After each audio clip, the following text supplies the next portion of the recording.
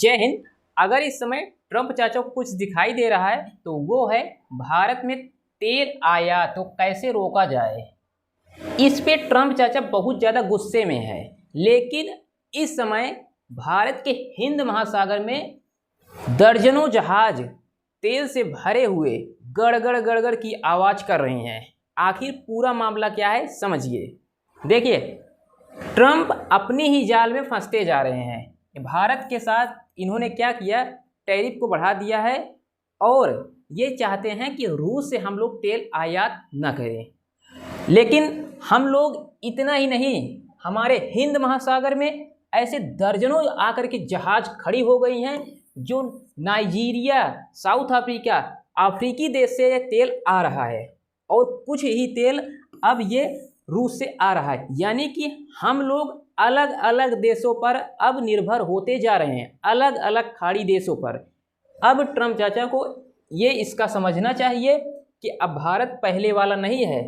यदि आप भारत के साथ कुछ उल्टा करने चलोगे तो ये खुद उल्टा कर बैठोगे।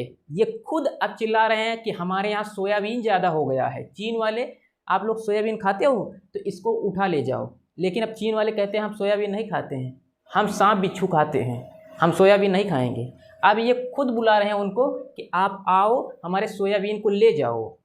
अब इतनी कहानी हो गई। अब हमारे पास जितनी ऐसे दर्जनों जहाज़ें आई हैं उन पर ऐसे करोड़ों ऐसे बैरल, ऐसे लीटर, करोड़ों लीटर बैरल जो तेल भरा हुआ है, इसको रिफाइनरी को खाली किया जाएगा और इसमें भरा जाएगा।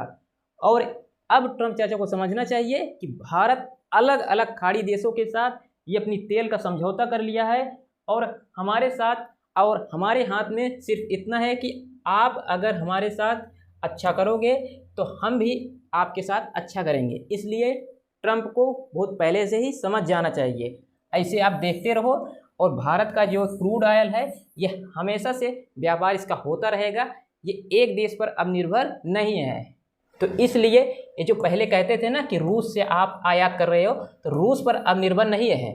अब भारत अलग अलग देशों पर निर्भर हो गया है। इसलिए अब ट्रंप चाचा को खुद समझ लेना चाहिए कि अब भारत पहले वाला भारत नहीं है और अब ये अपना तेल और अन्य ज़रूरत के सामान अलग अलग देशों से ये आयात कर सकता है।